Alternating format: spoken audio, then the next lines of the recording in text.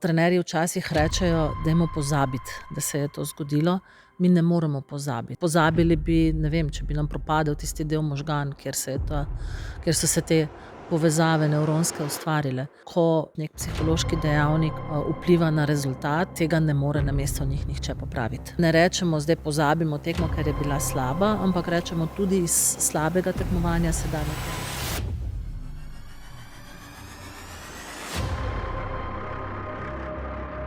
Preden začnemo, bi vas pes prosil za eno uslugo.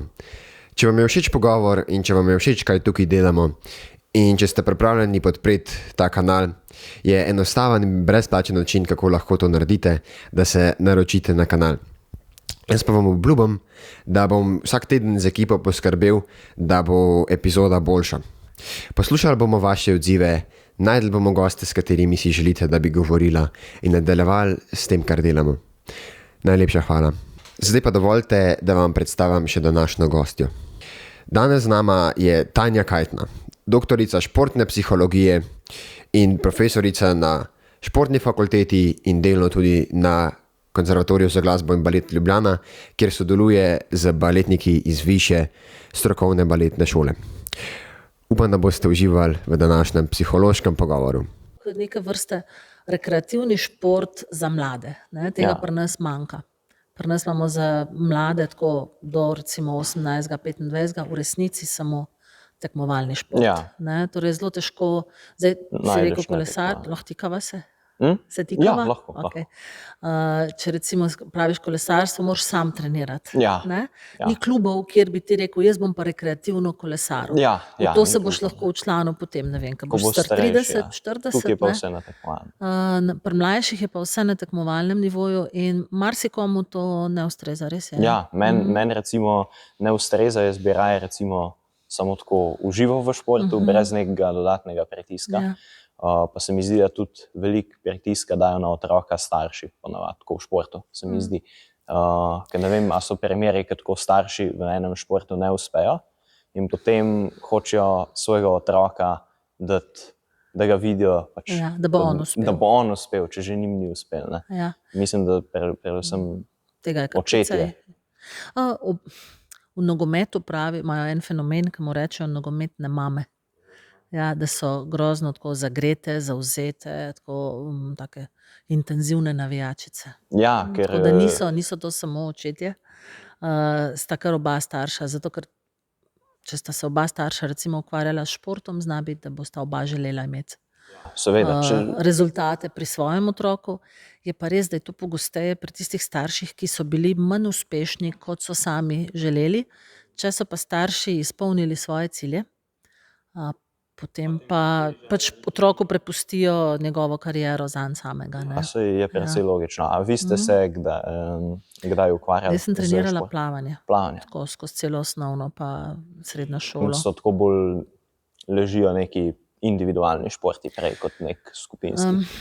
Zdaj, tudi sicer se za psihološko pripravo pogosteje odločajo ljudje, ki se z individualnimi športi ukvarjajo. Zato, ker so bolj izpostavljeni situaciji, da vidijo, ko pač nek psihološki dejavnik morda vpliva na rezultat, tega ne more namesto njih nihče popraviti. Če imamo pa v ekipnem športu nekoga, ki mu tisti dan ne gre, ker ni skoncentriran, ker je preveč napet, ker morda z glavo nekje drugje ali pa ne vem, si je zastavil napačne cilje, ga pač trener lahko posadi na klop in ekipa je še vedno uspešna.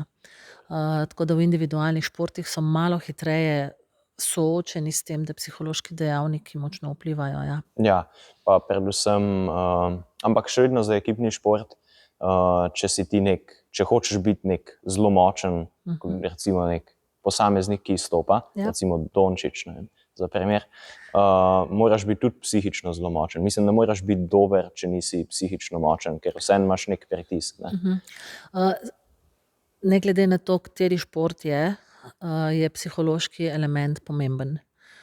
In do vrhunskih rezultatov se brez neke psihološke stabilnosti ali pa čvrstosti ne da priti.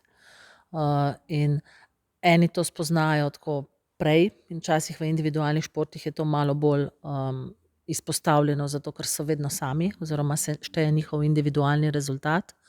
V ekipnih športih pa to prej spoznajo tisti, ki morda jih javnost malo bolj izpostavlja, in prej doživijo pač te dodatne pritiske. Ja, kaj pa recimo, ko se poškoduje kakšen športnik, kako bi lahko recimo takemu športniku pomagal? Ker recimo jaz sem imel eno kar hudo nesrečo, ko so me zbili z avtom, pa sem si na začetku tako rekel, zdaj pa nikoli več ne bom šel na kolo. Pa vseeno si šel na Pa kolo. vseeno sem potem šel, ne, ampak je minil nekaj časa, pa tudi tako si ne upaš več, recimo kolesarstvo, za primer, spustov si ne upaš več peljati toliko hiter od te nesreče naprej, ki se je zgodila na spustu. Pri vračanju po poškodbah lahko psihologija pomaga s predelavo ustreznega dogodka oziroma s predelavo tistega dogodka, ki je pač vodil v poškodbo ali pa trenutka poškodbe. Trenerji včasih rečejo, dajmo pozabiti, da se je to zgodilo. Mi ne moremo pozabiti. Pač ta spomin se je ustvaril, pozabili bi, ne vem, če bi nam propadel tisti del možgan, kjer so se te povezave nevronske ustvarile. Lahko pa pravilno predelamo. In pravilna predelava pomeni, da ločimo čustveni in kognitivni del dogodka, kar pomeni, da ko jaz naslednjič pomislim na primer na ta padec, ki je vodil v nesrečo, oziroma na nesrečo, se bom spomnila tega, da se je to zgodilo, ne bodo me pa spet vsa ta čustva preplavila, torej ne bom spet polna strahu, dvomov, in zato so te predelave pomembne. Druga stvar, ki je pa recimo pri rehabilitaciji po poškodbah pomembna, je pa, da psihologi športnikom pomagamo slediti načrtu rehabilitacije, da jim pomagamo pri sprejemanju tega, da zdaj njihovo telo nekoliko drugače deluje, kot je. Tako da dva vidika sta, ja. Eno je predelava tega kritičnega dogodka, sploh bolj, ko je bil travmatičen, bolj je to pomembno. In drugo, da razumejo, da je sedaj rehabilitacija njihov trening in tudi potem, ko se začnejo vračati v treninge in tekmovanja, da znajo reči, ok, trenutno sem tu. Vem, da sem bil včasih tukaj nekje, ampak si bom dovolil ali pa dovolila čas, da se počasi vračam tja. Ker najpogostejša težava, ko začnejo spet tekmovati, je, da prehitro želijo spet tiste rezultate, katerih so bili prej vajeni, in včasih to ne gre. Redkim uspe, je res, da takoj spet naredijo vrhunski rezultat, mnogi pa rabijo nekaj časa in pri sprejemanju tega počasnega pa umirjenega vračanja tukaj lahko psihologi veliko naredimo. Ja, ker zagotovo športnik ni samo nek objekt, s katerim brez čustev, brez mišljenja, ki bi delal kot robot, ne, in da bi gledal njega samo skozi rezultate oziroma trening, ampak moraš to usklajevati z njegovimi v bistvu psihološkimi potrebami, kar pač. Mi vedno delujemo na nivoju razmišljanja, obnašanja, čustvovanja, in brez čustev, jaz mislim, da tudi šport ne bi bil zanimiv. Ker kaj je nam zanimivo? Navdušenje, ko zmagajo, veselje, ko nekaj dosežejo, sočustvujemo z njimi, kadar jim ne uspe. Robotski šport, mislim, da so ravno zdaj imeli neko olimpijado robotov. To so tudi Sta spremljala? Spremljala, sva omenila v enem podcastu. Kar zagotovo ni zanimivo, mislim, jaz tega ne bi gledal. Ja, tudi jaz mislim, da ne bi prav velike gledanosti to dosegalo, če bi se to razvijalo, ker pač to je brez veze, to je stroj, tam je stvar predvidljiva. Če bi bilo v športu na ta način, potem sploh ne bi rabili tekmovanja, ker bi rekli, imamo ranking, ne, torej ta je prvi, ta je drugi, kar pomeni, ta bo zmagal, ta bo drugi. In ravno v tem je ta lepota športa, da ko stojijo na štartni liniji, ko se tekma začne, je vedno nič. Oziroma vsi so enaki, in ne vem, ko omenjaš kolesarstvo, pač tisti, ki prvi prečka ciljno črto oziroma ki je najhitrejši tisti dan, kadar je to kronometer, bo najboljši, in to niti slučajno ni nujno tisti, ki je tudi po nekih lestvicah ali pa pričakovanjih, ne. Tako da jaz se vedno malo nasmehnem, ko rečejo, ekipa je favorit, ker včasih s tem samo dodaten pritisk ustvarijo. Včasih pa tudi rečejo obratno, ne? Aha, smo favorit, kar pomeni, da se nam ne bo treba tako zelo potruditi. Potem pride jih pa podcenjevanje. hitro dobijo po prstih. Ja, hitro podcenjevanje. Ampak čeprav glede stresa, tako pred tekmo pa med tekmo moraš ločiti tisto pozitiven pa negativno živčnost, ki si recimo jaz, ki ne tekmujem, recimo tako živčnost dobim, ko imam recimo nek gornji nastop v šoli. Recimo, sem jo. Tako. Pa je nek pozitiven stres, pa negativen. Kaj je zdaj razlika, me zanima med tema dvema? Zdaj, stres pomeni odziv na spremembo v okolju.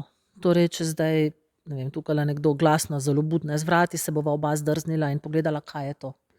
Potem bova pa ocenila, da je to stvar, ki ni nevarna in se bova lahko nazaj osredotočila na najin pogovor. V športu pa malo stresa oziroma malo napetosti, malo te povišane aktivacije, treme, izraz, ki ga športniki najpogosteje uporabljajo, mora biti. Zato, ker doda aktivacijo mišic, adrenalin omogoči hitro reakcijo, omogoči tudi, da se osredotočimo na tisto, kar je naša naloga.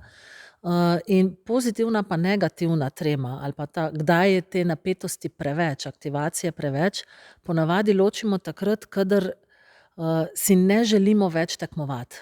Pozitivna trema je takrat, kadar je mene strah tekmovanja, ampak še vedno si želim iti pokazati to, kar imam. Negativna je pa takrat, kadar bi jaz najraje pobegnila in kadar razmišljam, zakaj že zdaj, zakaj ni štart čez 2 uri. In ponavadi to negativno tremo ali pa preveliko količino aktivacije spremlja tudi precej fizičnih simptomov. V športu celo ena največjih težav to, da so ljudje grozno zakrčeni. In v športih, kjer je, pa v vsakem športu, vsaj malo je potrebna mehkoba, rečejo, da nimajo feelinga, da so tako zakrčeni, ker vzameva tenisača, ki tako z mehko roko ponavadi trenira, potem smo pa zakrčeno roko in tenisači tipično rečejo, imam kratko roko. Torej, da v bistvu se zmanjša in gibljivost in domet in ta tehnika se pokvari in seveda potem je iluzorno. Iluzorno je pričakovati neko izvedbo, ki je toliko dobra, kot jo znajo sicer na treningu pokazati. Kaj pa športi, recimo, ki se razlikujejo od nekih bolj eksplozivnih, kratkih, do nekih dolgih? Mislim, da je predvsem več treme oziroma te živčnosti na teh krajših, bolj eksplozivnih. Recimo, kad je šprint na 100 metrov, ali pa primer nek maraton, kjer v bistvu ni neke treme. V bistvu, a je sploh kaj psihološkega v nekem maratonu? Torej, ker jaz bi si rekel, da je, glede na to, da ti rabiš iti skozi neko bolečino in da je pol veliko več v glavi. Medtem, ko v nekih krajših športih pa ni več toliko v glavi med samo aktivnostjo, kakor prej. Če gledava na primer šprint na 100 metrov, se zgodi v praktično 10 sekundah in tam morda res deluje, kot da ni veliko v glavi, ampak še vedno morajo biti oni zelo pozorni na tehniko. Je izjemno pomembna na primer koncentracija. Tudi, se bo slišalo smešno, ampak tudi tam je zadnjih 20-30 metrov lahko težkih. In je še vedno treba se soočiti z bolečino. Pri maratonu je pa včasih ravno to spoprijemanje z bolečino, pa premagovanje teh zidov bolečinskih, tisto, s čimer se psihologi največ ukvarjamo. Bi pa jaz rekla, da je to bolj od posameznika odvisno, koliko bo imel treme.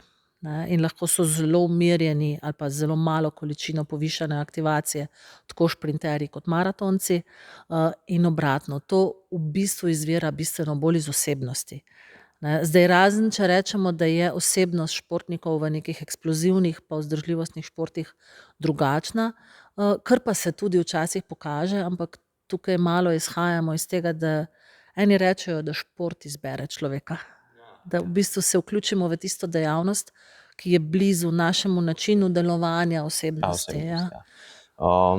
Kaj pa recimo, kako lahko pomagaš nekemu športniku po porazu, ki so prej govorila? Po poškodbi, kako pa po porazu? Psihologi športnike učimo iz vsake tekme se poskušati nekaj naučiti.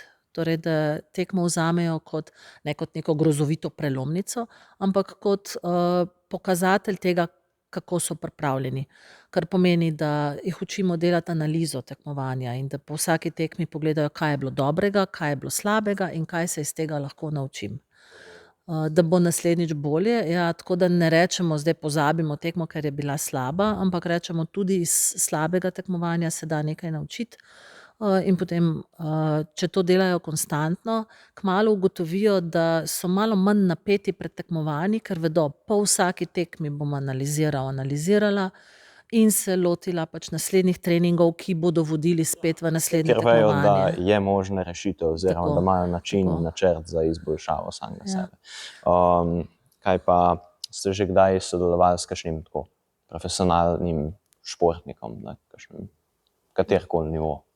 Kar z mnogimi. Z Ja. mnogimi? Jaz sem bila parkrat tudi na olimpijskih igrah kot psihologinja, tako da sem sodelovala z vrhunskimi športniki. Je pa zanimivost našega dela, da ne smemo govoriti o konkretnih športnikih, s katerimi smo sodelovali, zato ker gre za načelo zaupnosti. Ne? Tako da če zdaj športnik A reče, jaz sem sodeloval s Tanjo, pa je to v medijih, jaz tega seveda ne bom zanikala. Jaz pa ne smem reči, sodelovala sem s športnikom A, tako da primeri, ki jih mi uporabljamo, so tisti, za katere nam športniki dajo dovoljenje. Ne? Torej jaz, recimo, ko se s študenti pogovarjam, jim povem veliko primerov, ampak imam od športnikov za to pravzaprav dovoljenje, privoljenje. Ne? In tudi ponavadi ne govorimo o imenih, ampak rečemo, naprimer, tenisaču se je zgodilo to in to. Ne? Zdaj seveda šport je nesmiselno skrivati, zato ker potem kakšne stvari dejansko so težko razumljive, ampak z imeni smo pa zelo previdni. Tudi recimo, ko smo pisali športni psihologi eno knjigo o tem, kako se psihološka priprava dogaja, smo vse primere vključili tako, da so dali športniki soglasje in da smo v celoti poskušali zakriti identiteto.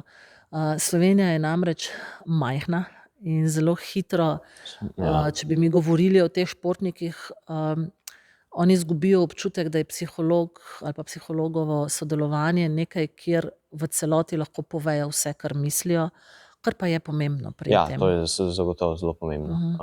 To se popolnoma strinjam. Kaj pa tako, bolj za konec, zdaj, ko so družbena omrežja vedno bolj popularna, pa ne samo družbena omrežja, tudi mediji so včasih tako vedno bolj vsiljivi, pa tako v športnika. Ampak družbena omrežja sploh, no. Kako vplivajo na športnika? Oziroma na njegov nastop, če mogoče imate kakšne. Ja. Zdaj za sprejemanje z mediji vsak športnik najde neko strategijo, ki mu paše. Jaz se spomnim enega športnika, ki je imel 2 telefona in je par dni pred tekmovanjem ta pametni telefon izklopil in imel samo še ta trapastega, kjer je imel shranjene številke v bistvu družine in ljudi, s katerimi je sodeloval, zato da so se lahko slišali, ni pa bral družabnih omrežij zadnjih nekaj dni, zato ker je ugotovil, da se s tem obremenjuje. Kakšni jih berejo tako, kot bi brali neko smešnico, pa v resnici toliko, da se nekaj dogaja in da se sploh poskušajo ne angažirati v to. Čisto objektivno, nekateri pa to zelo Tako, subjektivno. eni pa zelo vzamejo si k srcu, če nekdo napiše, ne vem, ta je pa bedak, in potem se s tem obremenjujejo, kar pa lahko vpliva na njih. Tako. In mi zdaj ravno na fakulteti zaključujemo eno magistrsko delo, kjer je en študent spremljal spletne zlorabe in kako športniki reagirajo na njih. In mnogi ugotavljajo, da se preveč obremenjujejo s temi zapisi. In jaz mislim, da imamo tukaj veliko dela vsi kot družba na ozaveščanju o tem, da pač je treba biti v komunikaciji vljuden. Torej ne, da napišem, da se z nekom ne strinjam, z neko žaljivko, ampak preprosto rečem, s tem se jaz ne strinjam. Ne? In to ni samo šport, takšna sfera, se v bistvu je tudi vse duševne težave mladih v veliki meri izvirajo ravno iz tega, ker se je nasilje pravzaprav premaknilo v njihove sobe. Včasih je bilo nasilje na dvorišču, nekdo je bil nasilnež in ko je tisti, nad katerim se je nasilje izvajalo, šel domov, tega nasilja ni bilo več. Zdaj ima pa telefon še vedno pri sebi in te žaljivke in emoji, takšni in drugačni, so še vedno tam. V njegovi glavi, ja. Ja. Ja, tako da v bistvu zaradi tega, tako za konec je to, da povemo še, kaj bi recimo svetovali mladim, ker glede na to, da so družbena omrežja nekako zelo dostopna vsem, sploh mladim zdaj. Tako za konec, kaj bi svetoval mladim športnikom, kako bi se, mislim, psihološko, da bi bili mentalno močni, da bi jim to Naj se pomagalo v športu. opazujejo, naj spremljajo, kaj so stvari, ki delujejo za njih in naj jih ponavljajo, naj razvijajo neko tekmovalno rutino, in naj berejo o psihološki pripravi. Naj poskušajo, naj se tudi obrnejo na kakšnega psihologa po nasvet, ampak te informacije so precej dostopne in vsak športnik, recimo, ki zve, da obstajajo na primer dihalne vaje, s katerimi se lahko umirijo, naj jih poskusi. Naj povprašajo svojega trenerja, ker trenerji so tudi izobraženi o tem, kaj je psihologija športa, ker imajo to v sklopu ali izobraževanja ali usposabljanja. In predvsem je pa pomembno, da se mladi športniki vedno primerjajo samo s seboj. In da dokler prihaja do individualnega napredka, je vse v redu. Takoj, ko si pa začnejo postavljati previsoke cilje in razmišljajo o tem, da če pa že pri 20 ne bodo, na primer na olimpijskih igrah, so pa neuspešni, pa nase začnejo izvajati preveč pritiska, tako da oni tekmujejo in dokler oni napredujejo, je s njihovim športom vse v redu in znanja, ki se jih bodo naučili skozi šport, bodo lahko uporabljali celo življenje. In povsod. In povsod. Ja, lep zaključek, ne? Se vam zahvaljujem za današnji pogovor. Bil je malo Z krajši, ampak veseljem. še eden. Vsaj jaz sem zelo veliko stvari izvedel, tako da hvala. Me veseli. Hvala za pogovor.